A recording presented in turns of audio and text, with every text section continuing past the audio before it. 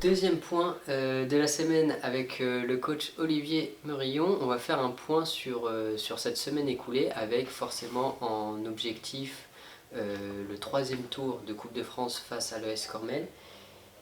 On aura une première partie où on fait un bilan de la semaine, on voit l'état général du groupe, puis des humans ont posé des questions à travers les tribunes, donc on en a sélectionné quelques-unes.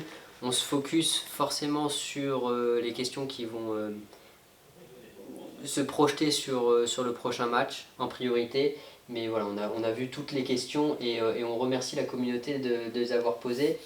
Alors voilà, Olivier, comment va le groupe et comment s'est passée cette semaine de préparation Coupe de France? C'est plutôt dans l'ensemble bien passé, puisque d'une part, on a récupéré un effectif après une semaine où il y avait des cas Covid dans le staff, dans l'effectif. Donc on a récupéré un grand nombre de personnes dans l'effectif, mis à part Maxime Rouanel qui était pour des raisons personnelles absent cette semaine et justifié depuis le début de la saison. Donc voilà, il n'y avait pas de... Il n'y avait pas de problème là-dessus. On a récupéré un effectif, j'oserais dire, sur le plan des états de forme plutôt intéressant. La semaine s'est bien passée. On a pu retravailler ce qu'on fait depuis maintenant 8 semaines avec des objectifs, bien sûr, pour ce week-end, avec la Coupe de France qui arrive, hein, avec ce troisième tour, mais aussi avec toujours dans un coin de notre tête les échéances qu'on a en championnat. Alors voilà, aujourd'hui on est vendredi, il y a quelques points quand même sur l'effectif avec Maxime Guédé qui, pour des raisons personnelles, ne pourra pas être disponible ce week-end. Alex Tessier, pareil, qui a ressenti une douleur au niveau des adducteurs. Donc il faudra qu'on fasse aussi attention et avec son état de forme, notamment ce soir à l'entraînement, de savoir s'il est en capacité de jouer, combien de temps, est-ce qu'il faudra le préserver, parce qu'on a des échéances aussi dans 15 jours. Donc voilà, on fera le point aussi ce soir à l'entraînement. Mais bon, voilà, l'ensemble de l'effectif est disponible. Et puis après, voilà, il y a les temps de jeu qu'il faudra qu'on essaye de voir, parce qu'il y a notamment Arthur Maru à Itouissi qui, ça fait un mois et demi qu'ils n'ont pas fait un match, donc il faut qu'ils aient du temps de jeu. Voilà, dans l'esprit, il faut qu'ils jouent longtemps, 75 minutes, voire 90 minutes. On sait qu'on a ce match de Coupe de France, mais on a surtout l'équipe réserve qui joue aussi en compétition. Donc voilà, c'est des choses à prendre en compte, en sachant que on est aussi tenu à aligner Simuté dans la composition d'équipe. Donc tous ces paramètres-là doivent nous permettre de réfléchir pour avoir la meilleure équipe possible, bien entendu, pour se qualifier. Gérer les temps de jeu de garçons qui en ont besoin. On a parlé de Aïtoussi et Arthur Maru qui reviennent de blessures et qui n'ont pas encore joué depuis un mois et demi. Mais on a aussi Romain Gonnet qui a joué que 5 minutes contre Alençon, qui avait eu un temps de jeu limité sur les 2 derniers matchs de préparation. Donc voilà, lui aussi, il aura besoin aussi d'avoir un temps de jeu un peu plus important. Donc voilà, toutes ces questions-là, je me les pose depuis le début de la semaine. Et puis on verra aussi avec la communauté. Je suis attentif aux tendances. Et du coup, on va faire en sorte que tous ces paramètres-là soient bien pris en compte, parce que au-delà du match de Coupe de France, on a surtout un championnat à gérer et la troisième journée de championnat national 3 contre Cherbourg. Il y a un absent cette semaine, c'est Morgan Ardouin qui a fait une rechute. Oui. Est-ce que vous pouvez nous en dire un peu plus sur sa blessure et sur son indisponibilité? Oui, c'est vrai que j'ai omis de parler de Morgan cette semaine dans les blessés. Alors, j'ai omis parce qu'en fait, il s'entraîne avec nous, il est toujours en réathlétisation, il est toujours avec nous sur le terrain, mais il est sur un travail spécifique parce que lors du match contre Alençon, il a ressenti à nouveau une douleur au niveau de sa cheville. Voilà, il a tapé très fort avec son talon sur le synthétique. Et voilà, je ne vais pas rentrer dans les détails, mais voilà, sa cheville entre l'astragale et sa tête de tibia, voilà, ça a un petit peu heurté, ça s'est enflammé. Il a été absent durant la semaine Covid, ça tombait bien, il était touché lui-même. Et lorsqu'on a commencé à vouloir reprendre ensemble, il a revu le docteur et le docteur a dit non, non, il faut absolument qu'il reste encore au moins une semaine. Donc il pourra reprendre mardi ou mercredi prochain l'entraînement collectif. Mais bon, pour l'instant, la course en ligne, il peut la faire. Il continue à s'entraîner et à garder la forme. Mais par contre, le fait de pouvoir jouer sur les entraînements collectifs, c'est pas possible. Du coup, il sera lui aussi indisponible ce week-end. On va passer à quelques questions posées par la communauté, notamment on a commencé à l'évoquer, sur les temps de jeu, sur les joueurs qui ont joué la semaine dernière avec l'équipe B, comment ça s'est passé pour eux, quel retour vous avez eu, et sur les joueurs qui pourraient, ou qui peut-être même devraient, jouer avec l'équipe B dès ce week-end. Bah, dans la semaine dernière, moi j'ai regardé le match avec l'équipe réserve et j'avais fait le choix de redescendre un certain nombre de joueurs qui étaient en capacité de jouer. Je pense à Hugo Agege qui avait besoin de jouer puisqu'il n'avait pas fait un match entier depuis le mois de mai dernier. Joël Lembo qui était suspendu lors du premier match de championnat et qui avait besoin aussi de retrouver du temps de jeu et notamment important. Je ne parle pas des jeunes joueurs qui font partie du groupe, qui s'entraînent régulièrement avec nous, mais qui sont plutôt dans l'effectif de l'équipe réserve. On avait laissé aussi à disposition Maxime Guédé, qui a joué l'ensemble de la partie, ou quasiment, je crois qu'il a joué 80 minutes. Donc voilà, j'aurais voulu la semaine dernière que Aït-Ouissi et Arthur Maru puissent aussi participer parce que ça m'aurait donné la possibilité de les aligner ce week-end parce que voilà, ça reste des joueurs de l'équipe première. Malheureusement, Aït-Ouissi était malade, du coup il n'a pas joué du tout. Et Arthur Maru avait toujours ce problème de blessure au niveau du tendon rotulien qui le gêne depuis le match de Quevilly, c'est-à-dire le 30 juillet, hein, donc ça fait plus un mois et demi qu'il est perturbé dans sa préparation avec cette douleur au genou, et qui n'a pas pu jouer parce qu'il n'était pas complètement rétabli, donc il a repris l'entraînement cette semaine, mais il n'a pas eu les 90 minutes que j'aurais souhaité, ni Majid ni Arthur n'ont pas eu ces temps de jeu nécessaires pour vraiment postuler sur un match avec l'équipe première. Et en termes de gestion des temps de jeu, on a parlé du cas Romain Gossenet par exemple tout à l'heure qui a eu que 5 minutes. Voilà, comment on peut se servir de cette rencontre face à une D1, donc 4 niveaux inférieurs, pour équilibrer un peu tout ça? Bah c'est très simple, il faut qu'ils aient du temps de jeu. Donc le temps de jeu, pour le donner, c'est de ne pas le mettre à nouveau sur le banc. Donc il y a deux solutions, c'est soit il est avec l'équipe première et il joue titulaire et on lui donne un temps de jeu suffisant. Quand je dis un temps de jeu suffisant, je parle de 45 à 60 minutes minimum.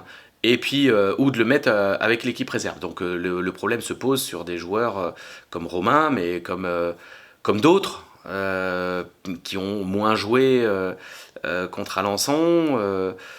Voilà.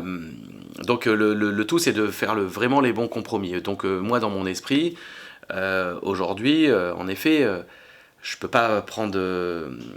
J'ai pas envie de mettre Romain dans une situation d'être remplaçant. Donc j'ai plutôt envie de lui faire confiance. D'une part parce qu'il a une attitude irréprochable depuis le début de saison, qu'il a donné satisfaction.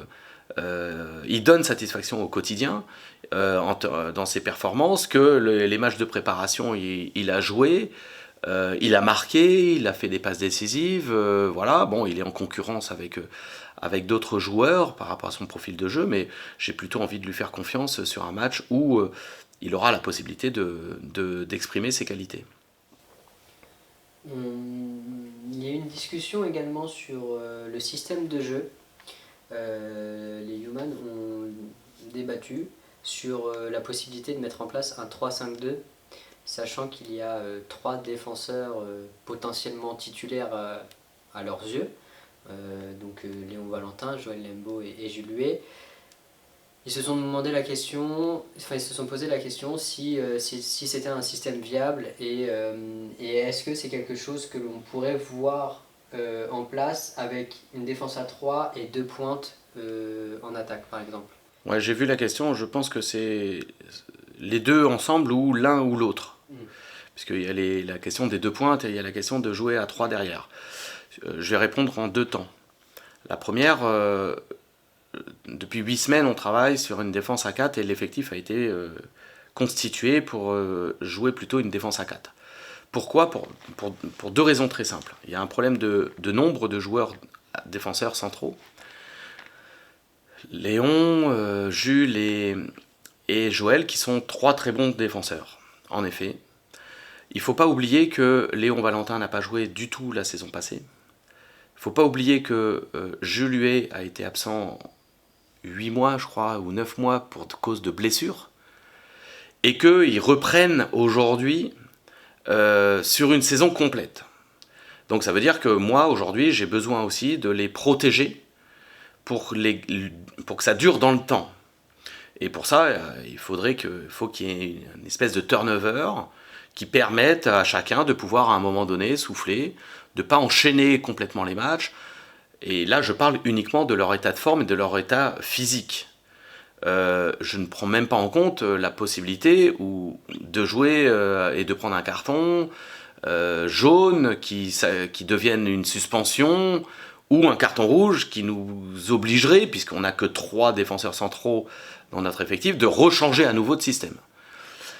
Donc, je le répète, l'organisation qui a été, en tout cas l'effectif a été construit pour que ça soit dans plutôt une défense à 4, avec une espèce de rotation et d'avoir toujours la possibilité, en sachant que Joël Lembo, je sais qu'il a aussi cette capacité de pouvoir éventuellement donner un coup de main dans le milieu de terrain, plutôt sentinelle, un cran plus haut, et ainsi de suite. Donc s'il y a besoin d'avoir des temps de jeu suffisants ou importants, on peut aussi penser que ça peut être une possibilité. Ça, c'est la première raison. La deuxième raison, elle est aussi liée à mon projet de jeu.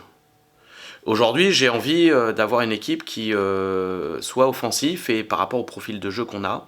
Si on joue avec 3 défenseurs centraux, ça voudrait dire qu'on a des joueurs sur les côtés, soit Morgan, soit Alex Diaz ou soit Jean-Marc Hachi, qui seraient dans un rôle non plus de latéraux, mais des rôles de pistons. Ce qui veut dire que la question se pose maintenant, qu'est-ce que je fais de Perriand, qui est un joueur de côté, offensif, qu'est-ce que j'en fais ? Puisque j'ai plus besoin d'avoir un joueur sur le côté, j'ai plus besoin d'avoir des joueurs offensifs sur les côtés, puisque, a priori, le système demande à ce que les pistons puissent attaquer et défendre dans les couloirs. Je pense, au vu des qualités de Malcolm Perriand, ça serait dommage de se priver de lui. Alors on pourrait me dire, oui, on pourrait le recentrer, mais le recentrer, ça voudrait dire de le mettre dans la densité alors qu'il a besoin d'espace. De le remettre dans un contexte où il ne serait pas complètement libéré pour jouer son propre jeu. j'ai pas envie de me priver d'un joueur de la qualité de Malcolm, capable de faire des grosses différences sur le côté, en ayant jeu de face, en provoquant, en marquant des buts, simplement parce que le système changerait. Voilà. Donc c'est la deuxième raison, parce que enfin, il y en a même une troisième, c'est que en faisant ça, je mets 5 défenseurs entre guillemets sur le terrain.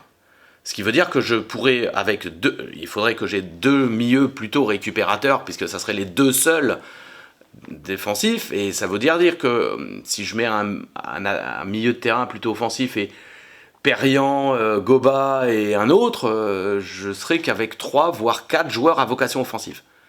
En jouant à 4 derrière, quelle que soit l'organisation qu'on pourrait utiliser au milieu de terrain, avec la pointe devant, la pointe derrière, en 4-3-3, en 4-2-3-1, voire en 4-4-2, et là je reviens à la question qui a été posée avec les 2 pointes, on aurait, quoi qu'il arrive, entre 4 et 5 joueurs à vocation offensive. Et moi, dans mon projet de jeu, je préfère avoir des joueurs à vocation offensive, parce que je pense qu'on a les qualités pour pouvoir bien défendre, afin de pouvoir attaquer dans de bonnes conditions avec des joueurs qui ont ce pouvoir-là. Voilà, toutes ces raisons-là me font penser au-delà de ce qu'on travaille dans les principes de jeu depuis 8 semaines sur une défense à 4. Vous parlez également de la pointe basse et pointe basse, pointe haute au milieu de terrain. Il y a une question sur pourquoi ce week-end avoir changé la pointe. On est passé à un double pivot, on va dire, au milieu de terrain, c'était Koulibaly-Tessier face à Alençon. Et là, a priori, vu les votes, c'était plutôt un 4-3-3 ou 4-1-4-1. Parce que l'adversité n'est pas la même. Parce que je savais que contre Alençon, j'avais besoin d'avoir de la densité au milieu de terrain, d'avoir des joueurs, je vais dire des soldats qui soient là pour aller cadrer le porteur, pour empêcher l'adversaire de jouer, parce qu'ils avaient des bons joueurs au milieu de terrain, d'avoir de la densité physique et ainsi de suite. C'est pour ça que l'association Koulibaly Tessier, associé avec Sopramadze, avait toutes les conditions pour me permettre de pouvoir contrer, ou en tout cas s'exprimer contre Alençon. Contre Cormel, sans faire offense à la qualité de cette équipe-là, parce qu'il faut se méfier, et je suis très très très méfiant de toutes les équipes, et je respecte complètement toutes les équipes. J'ai plutôt tendance à penser que on aura un peu plus le ballon, voire beaucoup plus le ballon que contre Alençon, qu'on aura certainement affaire à une équipe plutôt bloc bas, et qu'il va peut-être falloir avoir peut-être plus de possibilités de création, notamment au milieu de terrain, même si on a des armes aussi sur les côtés pour nous permettre de déborder, centrer et finir les actions devant le but. Donc c'est pour ça que le 4-3-3 avait été plutôt envisagé. Maintenant, je le répète, Tessier, il est complètement... Enfin, il est complètement... Non, il a eu une alerte hier. Je me pose la question, est-ce que, en effet, au vu des interrogations des Human, est-ce que c'est pas l'occasion de jouer avec 2 pointes, 2 attaquants, et de rester sur plutôt un 4-4-2, ce qui permettrait peut-être de répondre, en tout cas de montrer qu'il y a une vraie réflexion et une vraie interrogation que la communauté peut me lancer. Le match qui est en train d'arriver, tout en faisant attention à l'état de santé de Alex Tessier, parce qu'on en aura besoin pour Cherbourg, donc de faire attention à ça. Donc voilà, ça reste une opportunité, une possibilité. On verra ce soir à l'entraînement aussi, est-ce qu'il peut jouer, est-ce qu'il peut jouer beaucoup, un peu. Voilà, pour l'instant, j'ai pas encore tous les éléments pour pouvoir décider complètement.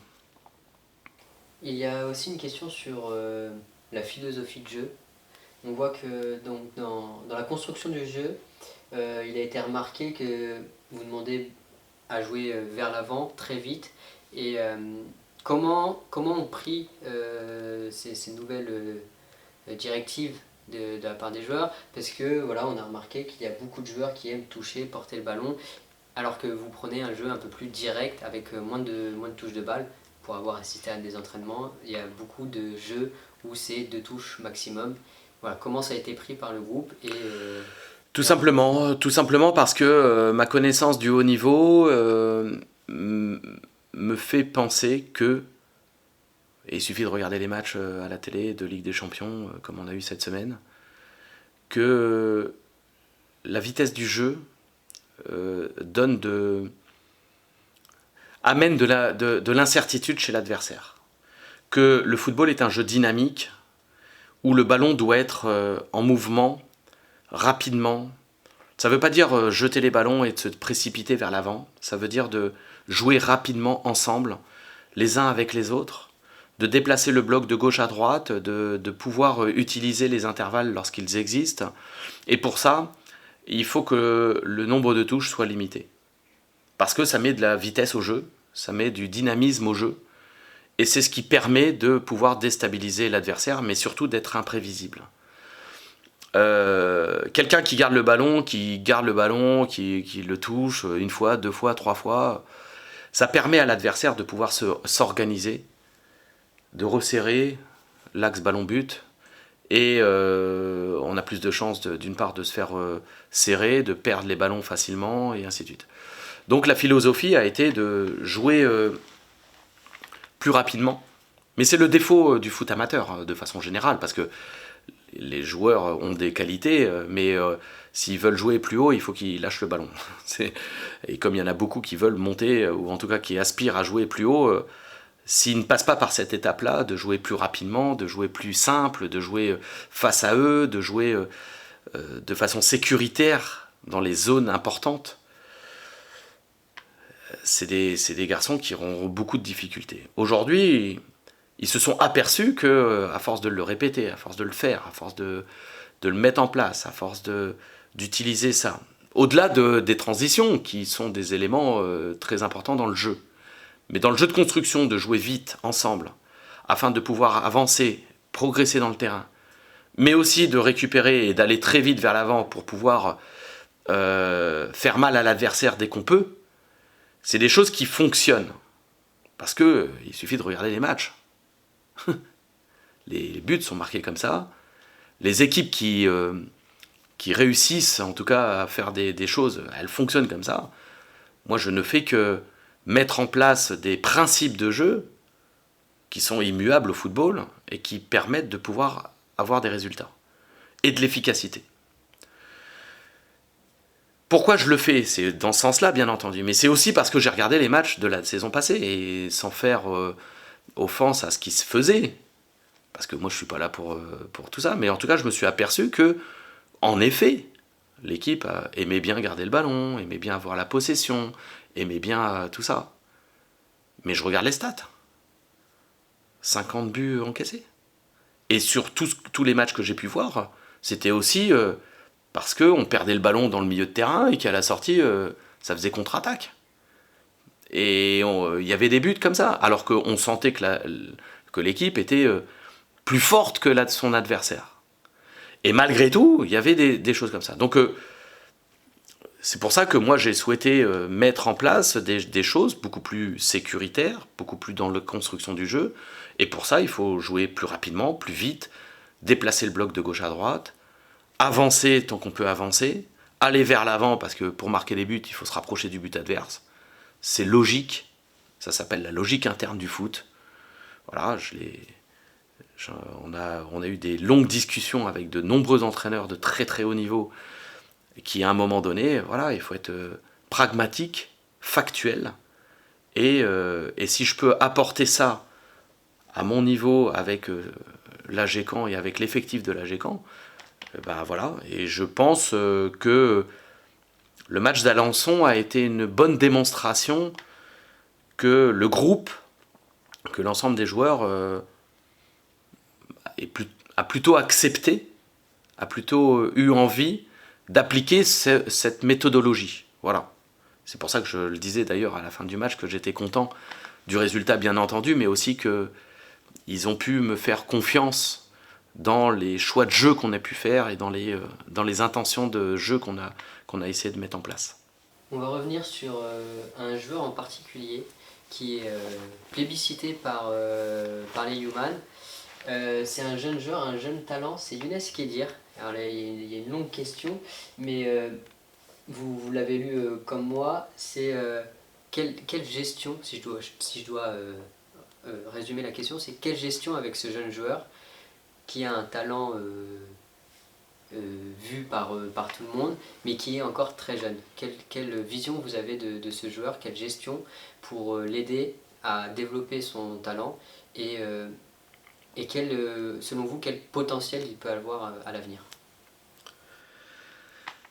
Sur ce joueur, c'est très particulier parce que au-delà de sa jeunesse, c'est surtout un joueur qui joue en R3 l'année passée.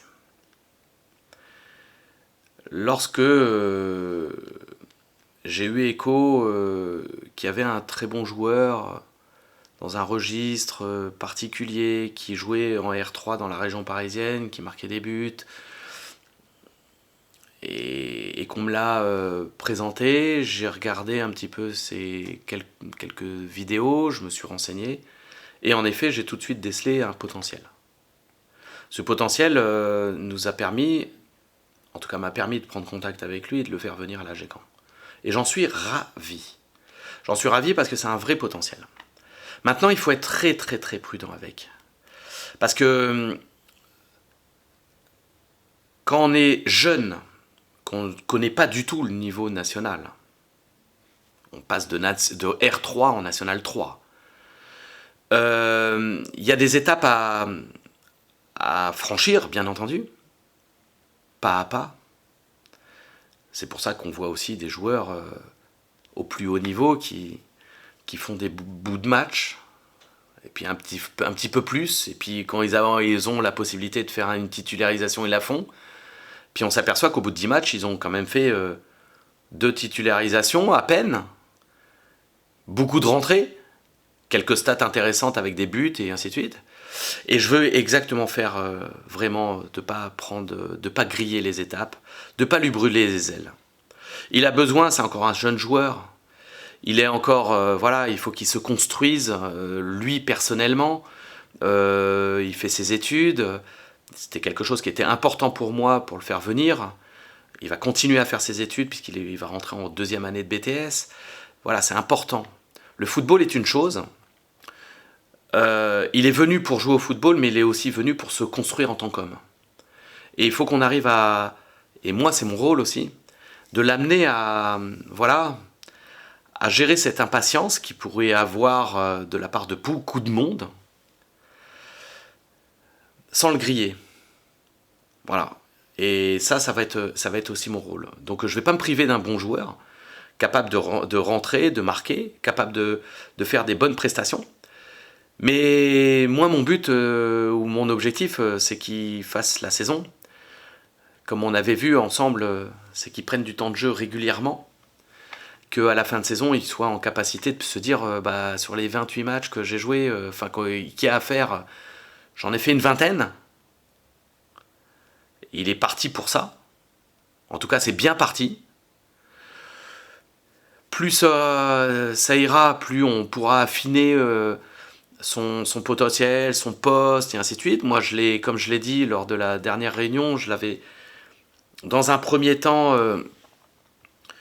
pris comme une doublure à Kevin, plutôt axial, même si je sais que son poste de prédilection est plutôt côté gauche, mais côté gauche, on a aussi Malcolm Perriand. Donc c'était aussi dans ce sens-là que je voulais le réaxer. Voilà. Aujourd'hui, à droite, il n'est pas complètement très à l'aise. Il le dit lui-même. J'ai du mal, j'y arrive pas. Donc on va travailler pour lui donner aussi ses principes pour aller à droite, pour qu'il se sente plus à l'aise à droite, pour qu'il ait une vraie palette avec son poste de prédilection qui est plutôt le côté gauche. L'idée dans laquelle je l'ai fait venir, peut-être un peu plus axial, parce que je pense qu'il est sur 2 attaquants, l'un à côté de l'autre ou l'un derrière l'autre, il peut aussi être très intéressant.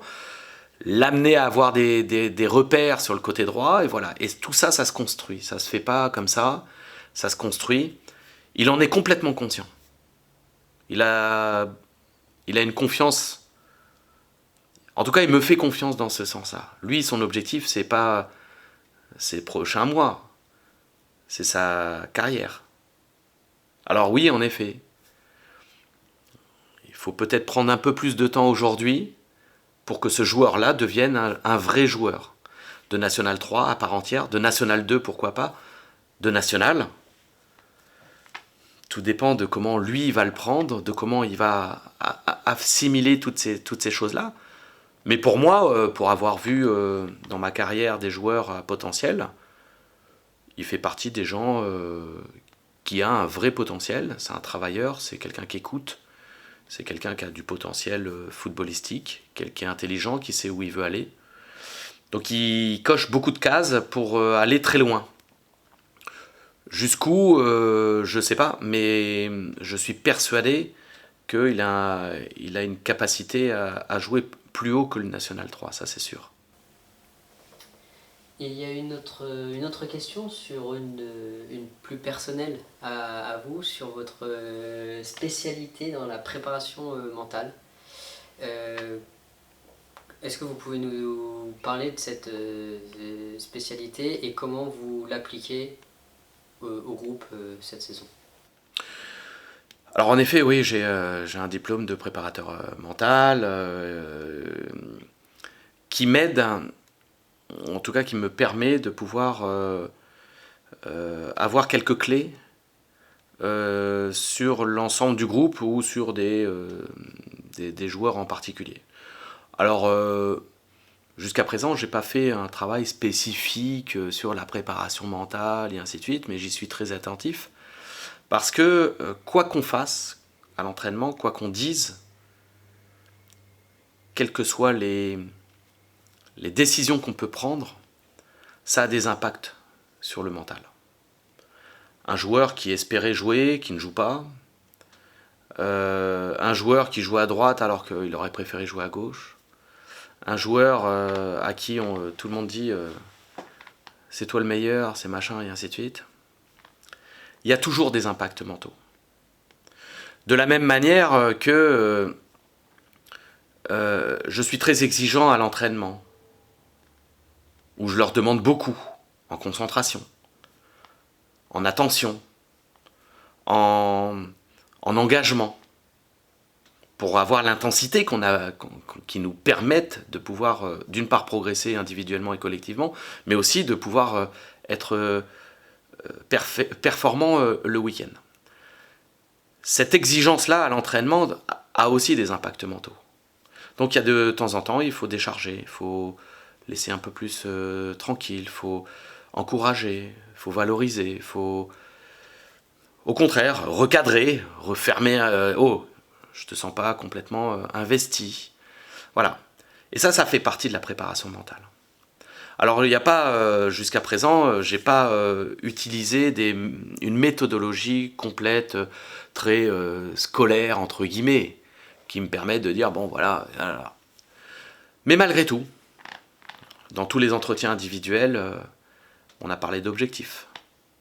On a parlé de moyens de les atteindre. Parce que quand on a des objectifs, ça fait partie de la préparation mentale. Je sais que si je veux arriver là, il va falloir mettre des choses au quotidien, jour après jour, pour pouvoir y parvenir. Donc toutes ces petites choses-là, de façon complètement insidieuse, de façon quotidienne, je les mets en place, voilà, sans que ça soit vraiment cadré, et ainsi de suite. En tout cas, j'y suis très très très attentif. D'autant plus que, depuis que je suis arrivé à la GECAM,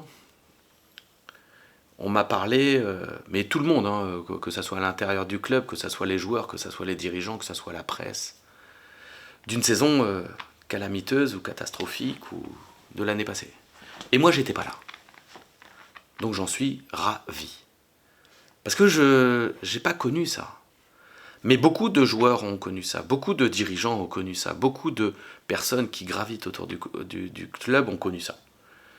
Et moi, mon objectif, c'est de faire en sorte que c'était ça, c'est le passé, on fait d'autres choses, on pense à autre chose.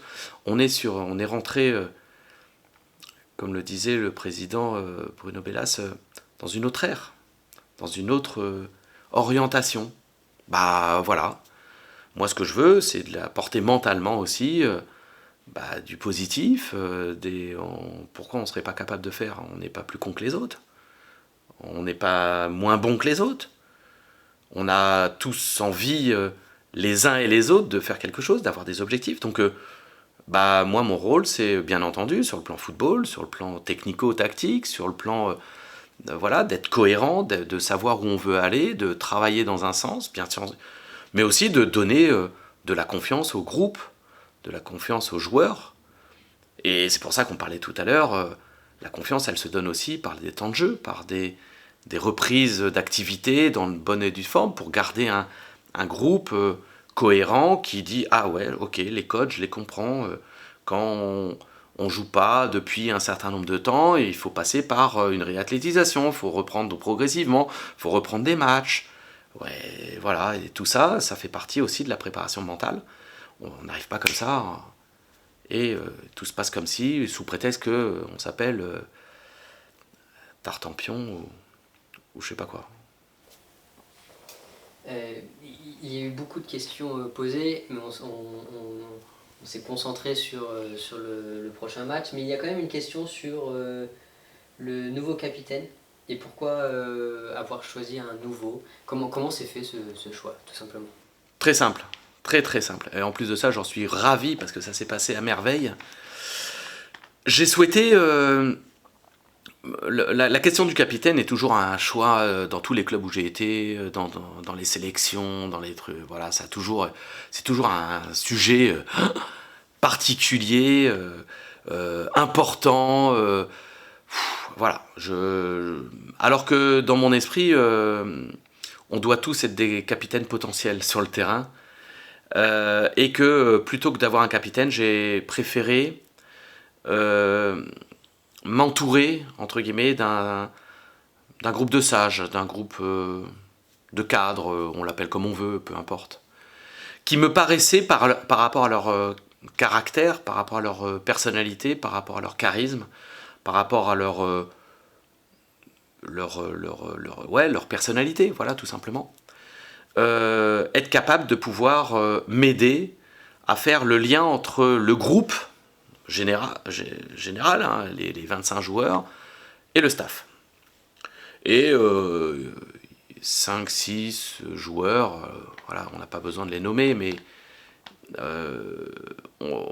qui ont ce charisme-là, des anciens, mais aussi des nouveaux, parce que les nouveaux qui apportent quelque chose de nouveau, notamment par rapport à la saison dernière, où il fallait peut-être de temps en temps aussi casser certaines choses, et que c'est important d'y apporter un souffle nouveau. Et parce que, naturellement, ils ont des aptitudes à pouvoir fédérer les uns et les autres. Ces personnalités, avec le charisme qu'ils peuvent avoir, mais aussi leur engagement, leur investissement, celui qui arrive en retard ou pas, c'est important. Celui qui donne la bonne voie, et ainsi de suite, c'est important. Donc je me suis entouré avec quelques garçons. Je leur ai posé la question s'ils souhaitaient faire partie de ce groupe-là, parce qu'il n'y avait rien d'imposé. Ils m'ont tous donné leur aval. Et lorsqu'il s'est posé la question, c'est-à-dire juste avant le match d'Alençon, parce qu'avant, je n'avais jamais dit à qui que ce soit, c'est toi le capitaine, ou si, cela, voilà. Ça s'est fait naturellement dans les matchs amicaux. J'ai laissé faire, j'ai regardé et j'ai observé. Et lorsqu'on s'est réunis avec ces 6-7 joueurs, je leur ai posé la question. Pour moi, vous êtes tous les capitaines, mais par contre, il faut mettre un brassard pour un joueur. À votre avis, quel est votre sentiment là-dessus?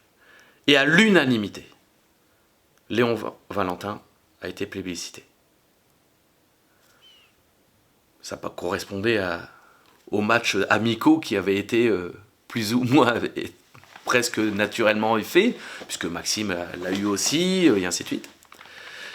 Et tout le monde a plébiscité en disant non, non, Léon, voilà, il fait l'unanimité. Très bien.